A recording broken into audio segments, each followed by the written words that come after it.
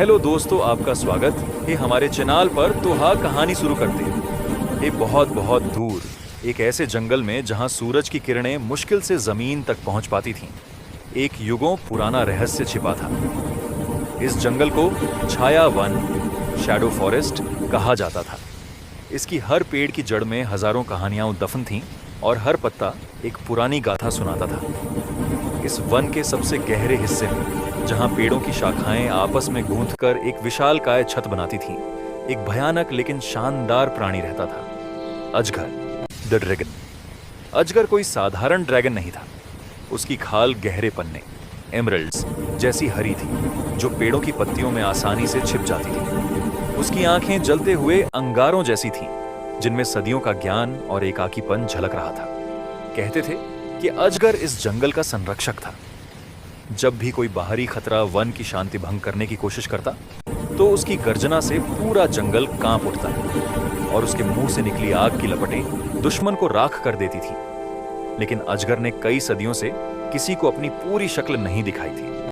वह केवल एक परछाई बनकर रहता था, एक अफवाह बनकर। गांव के लोग, जो छाया वन के बाहरी किनारों पर रहते थे, ड्रैगन से डरते थे, लेकिन उसका सम्मान भी करते थे। वे जानते थे कि जब तक अजगर वन में है, उनका गांव सुरक्षित है।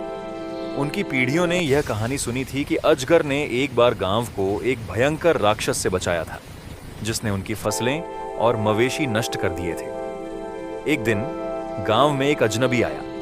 वह एक शिकारी था जिसका नाम कायरान था। कायरान का कद लंबा और शरीर फौलादी था। उसकी आंखों में चमक थी और उसके होंठों पर हमेशा एक रहस्यमयी मुस्कान रहती थी। उसके पास एक अनोखा नक्शा था, जिस पर छाया वन के सबसे गहरे हिस्से में एक छिपे हुए खजाने का निशान था। ड्रैगन का दिल। कायरान ने गांव वालों से अजगर के बारे में पूछा, तो उन्होंने उसे ड्रैगन की कहानियां सुनाई और उसे वन के अंदर न जाने की चेतावनी दी। वन के अंदर मत जाना अजनबी, एक बूढ़े गांव वाले ने कहा। अजगर का गुस्सा हमारी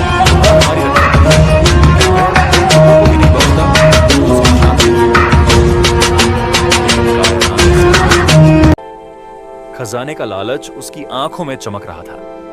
उसे विश्वास नहीं था कि ऐसे काल्पनिक ड्रैगन सच में मौजूद होते हैं। मैं कोई बच्चों की कहानियों से डरने वाला नहीं, उसने डींग हाँकी। मैं उस ड्रैगन का सामना करूंगा और उसका खजाना लेकर आऊंगा। अगले दिन सुबह सूरज की पहली किरणें निकलने से पहले कायरान अपने हथियारों से लैस होकर छाया वन में घुस गया। उसने अपने साथ एक भारी कुल्हाड़ी, एक नुकीला भाला और एक प्राचीन ढाल ले रखी थी। जैसे जैसे वह अंदर बढ़ता गया, जंगल और घना होता गया। पेड़ों के तने इतने मोटे थे कि 10 लोग भी मिलकर उन्हें घेर नहीं पाते थे। हवा में एक अजीब सी ठंडी नम गंध थी और हर तरफ से पत्तियों की सरसराहट और अनजान पक्षियों की आवाजें आ रही थीं। कायरान ने नक्शे का पालन किया।